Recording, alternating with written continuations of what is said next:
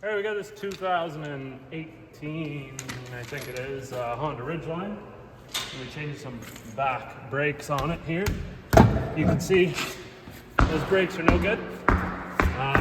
First thing you're gonna have to do is get the wheel off, and those are 22mm wheel nuts, followed by the brake caliper here, which will be 12mm bolts, and then the bracket bolts that hold this on should be 17. So let's get those off. All right, so these calipers are very basic. The mechanical parking brakes inside of here, I'll show you how to take those, adjust them back. And this we can just push back. There's a tool to do it, or you can use like a C-clamp or big channel lock pliers if you want. Just be careful. We've got a couple little pad springs in here that need to come out.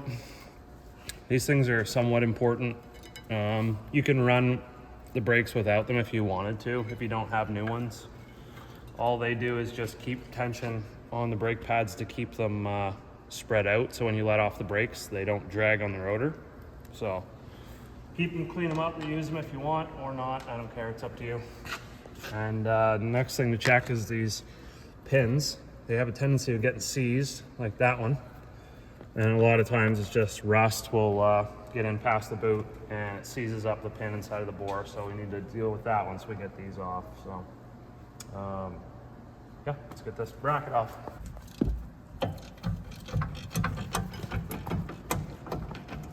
Okay, so there's a little rubber plug right here that needs to come out. You can pull that thing out, save it. We need to reuse it. Now, there's an adjuster that's in behind this rotor that we need to adjust to back the parking brake shoes back off so that the rotor can come off. If you don't do that, there's a chance that we'll damage the hardware and the shoes themselves when we take this off. So this is an important step. But before we do that, we need to get this set screw out. This just holds the disc to the spindle itself. And I'm just gonna be using this number 3 Phillips bit. You can use a screwdriver, or ideally use a hammer driver. Looks like this. And all it basically does is you can put different attachments on there. And when I hammer this thing, it's going to apply force into the screw and turn at the same time, which avoids stripping the screw. So let's just give this a shot. Just like that. Like I say, you can use a screwdriver, but sometimes they have a tendency of being stuck, and if you strip it out, then you're limited to options on getting it out. You can either drill it out, or if you have a welder, weld a nut to it, or use a punch or whatever. There's lots of videos on that. So I'm gonna go get a light and I'll show you where the adjuster is on this. They'll be the same on both sides. All you're pretty much gonna need is a flathead screwdriver. So. Okay, so there's the adjuster. It's located right at 12 o'clock. So you can set that up so that this is, the hole's at 12 o'clock. And then all you're gonna do is, like I say, just use a flathead screwdriver. You can get in there and just start moving it. You'll notice that most likely if you start spinning that wheel, it will lock up on you. So let's see if we go, trying to see which way. I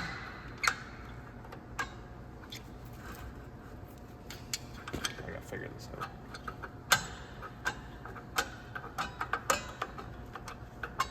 All right, so in behind, this is what it looks like. Now, if you spin it this way, it will tighten. And if you spin it this way, it will loosen. So we need to get in there and go down. So this is for the rear left. Yeah, driver's side rear, loosen it off all the way. You'll know if you go the wrong way because it'll get tight and stop, and you'll notice that the parking brakes are applied, so we want to go the other way. All right, so a couple ways we can get this off. Hammer right in between the studs. Takes a little bit of skill. Or there's 2 threaded holes right here.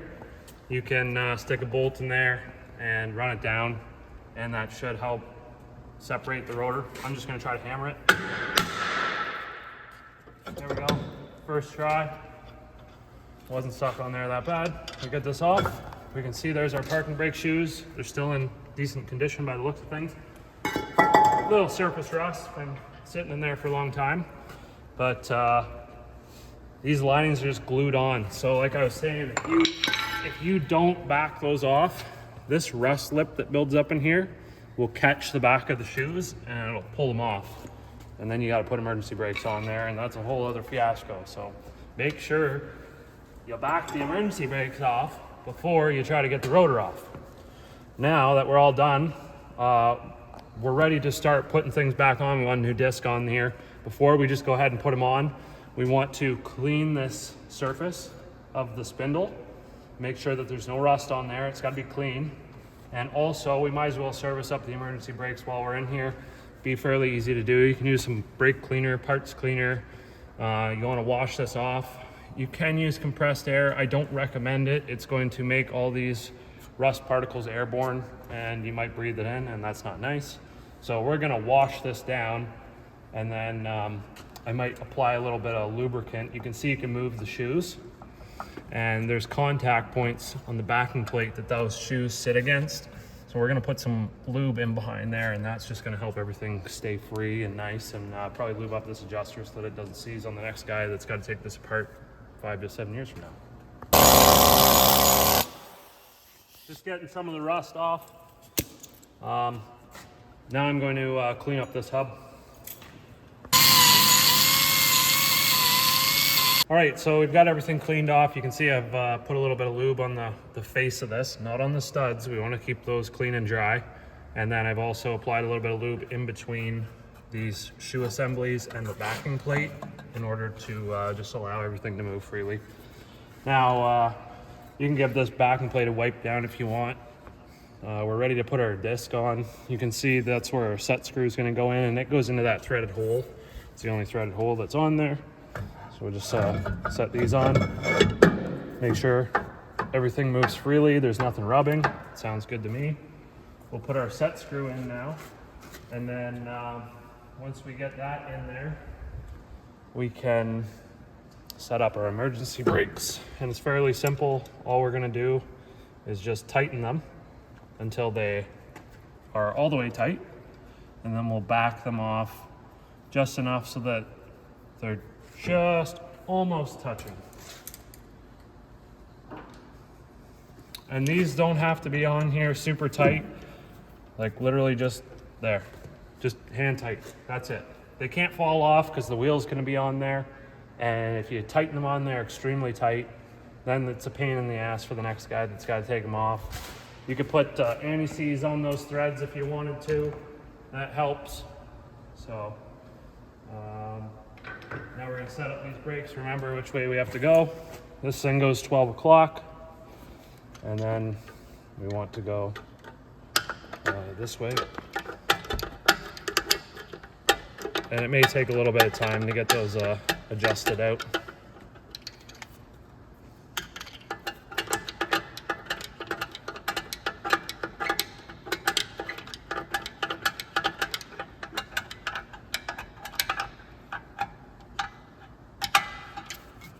All right, so we're locked up. Now we go back.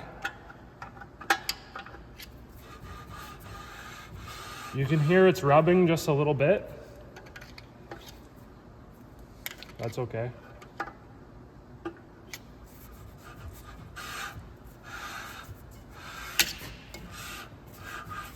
That's perfect. So what you could do once you get both sides to this point to make it even better is set the parking brake and release it 5 to 10 times. And that's just going to allow the shoes to settle into their natural resting locations. And then you could further make a fine-tuning adjustment just to set them up so they're absolutely perfect. Because sometimes those shoes can shift side to side a little bit. And then when you set them up like that and apply the brakes initially, they'll kind of settle. And now you got a little bit more of a gap, so your pedal, you're gonna lose some travel in your pedal. They might not hold, so. Once you get them set up, everything's cool. Don't forget to install this plug. It's not extremely important, but it keeps moisture and stuff out of the inside, even though they're not perfectly airtight.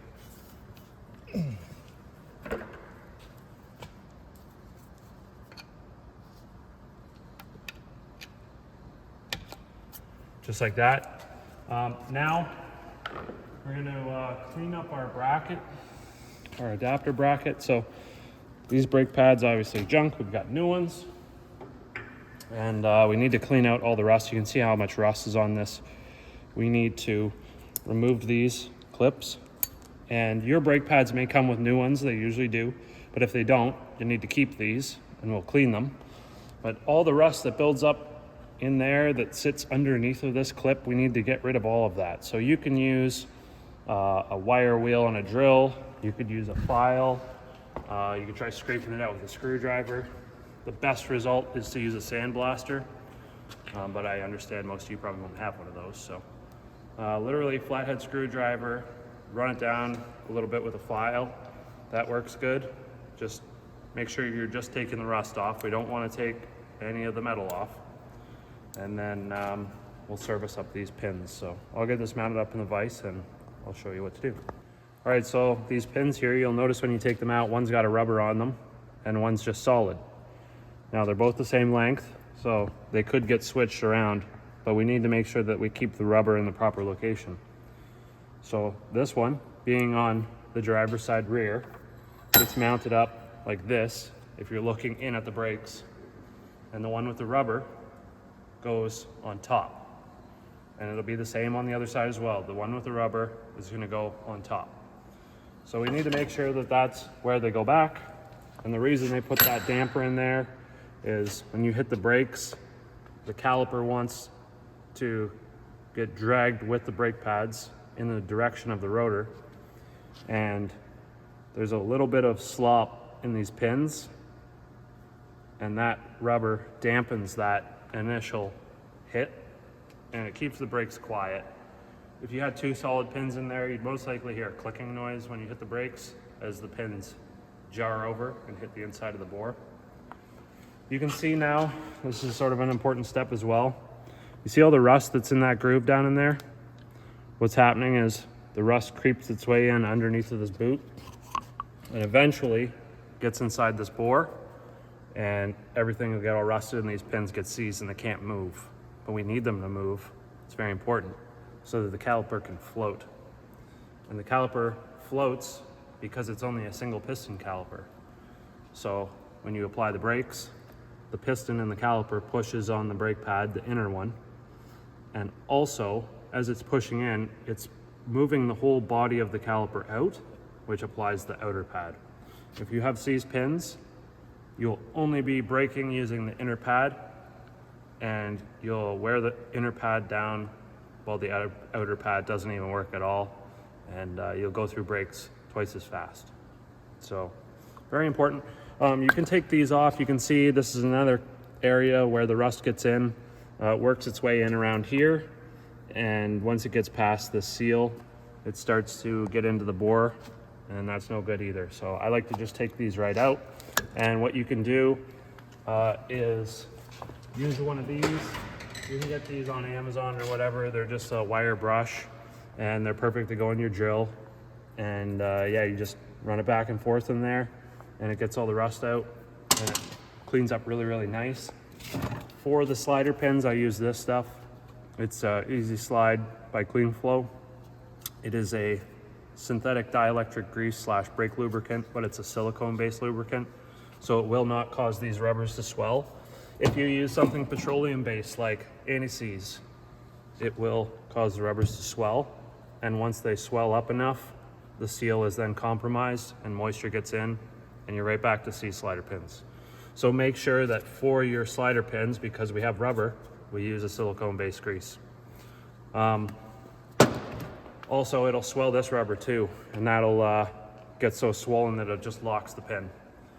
I'm gonna go ahead and just sandblast these, and I'll get this all cleaned up. I'll wipe these off, and I like to run them on the bench grinder and just clean all this stuff up, get it all nice and shiny, and I'll be back in a split second.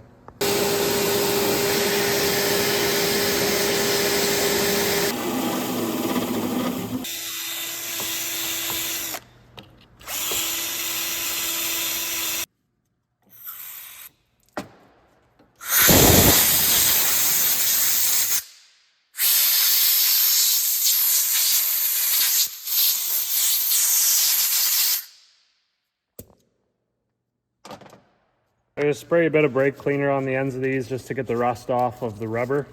Just wipe it down, try to get them as clean as I can, and then we'll lube them up and stick them back in there. Put some lube on there, wipe it around.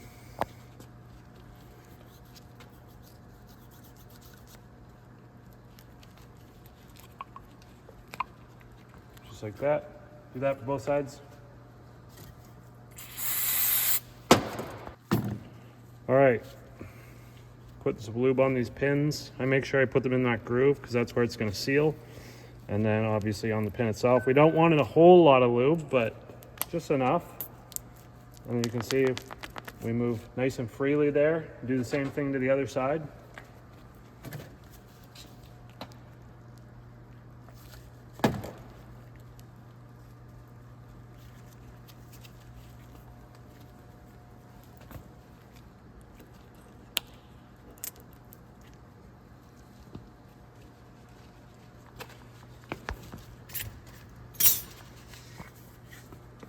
Then we've got, I'm going to use some of this anti-seize. It's the copper anti-seize. And we'll just put some right underneath of where the clips are going to sit. Don't be afraid to put an unhealthy amount on there. And then we stick our clips. Now, you'll notice there's two different ones. And if you remember where they go, I don't. But we can look at the other side and check, but we'll stick those on there. There's really not much of a difference on them, but we stick them on there and then just make sure that any of the anti-seize that's in the center like this, we just get that out because that's gonna get on the disc and we don't want that. So we do that for both sides. And then once you get clips in on both sides, we can put a little bit more just in there, so that the pads have something to slip on. And we're pretty much ready to go back on. All right, hand starter bolts. We'll snug those down. Time it. Oh.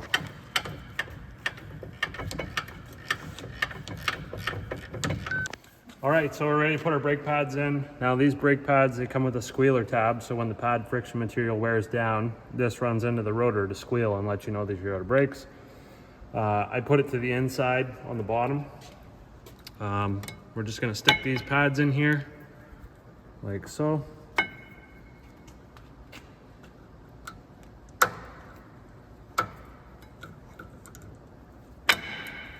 Piece of shit. All right, now we got to push this caliper back. So I'll grab a tool, we'll push it back, and we can stick it on here. Now, your bracket gets torqued to, those bolts get torqued to 65 foot-pounds. And then when we get the caliper on, the caliper bolts get torqued to 25 foot-pounds. All right, I'm gonna do it this way. You just have to be very careful and take your time. When you're pushing these back, the piston inside the caliper is very hard and brittle.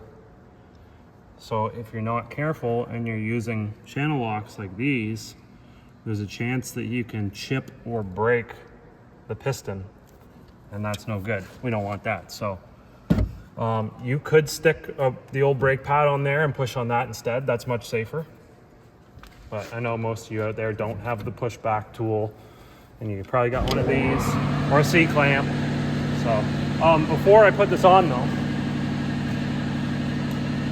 going to install these, and they just slip into little holes, so just wanted to make sure that fit, because when we put these on, you have to use one hand to keep the pads while you use the other hand to put the caliper on so that the pads don't fly out. So they just go into these little holes like so, and be careful they don't fly out and hit you in the eye, because that can happen. Don't tell me how I know.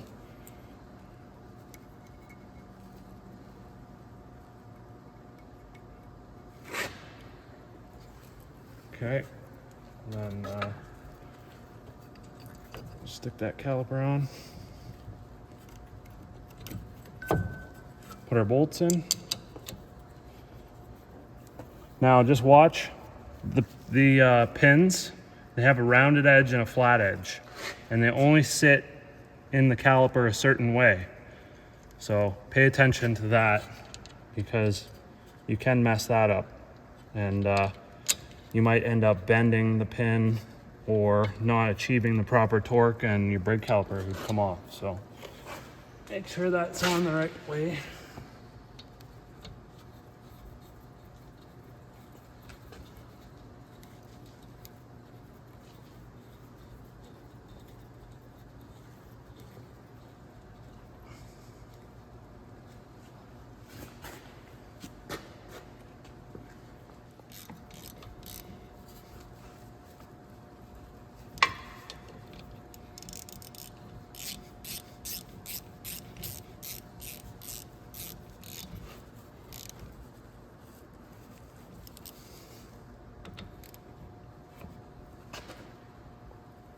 The human torque wrench. Need to put our wheel on.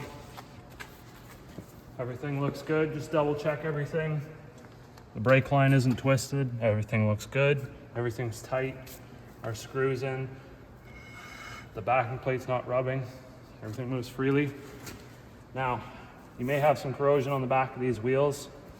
I recommend you clean that stuff up if you do, before you put the wheel on. There's a tendency for this stuff, if you have a lot of corrosion on there, you tighten the wheels down. The wheel nuts may come loose if you don't clean this stuff off.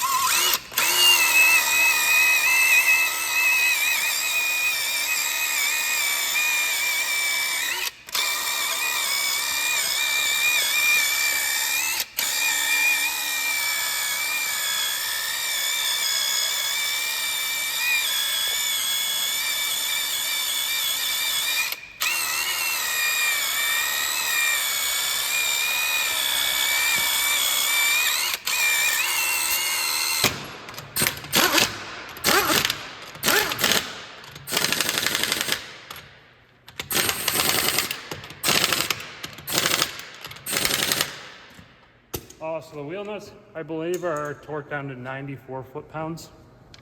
I tighten them to 100. If you're using a gun like this, just don't cram them down. Make sure that you're light on it, and then when we lower it down, we'll actually hand torque all the wheel nuts. And I like to go over them twice in a 5-star pattern, and obviously re-torque after 100 kilometers just to be safe.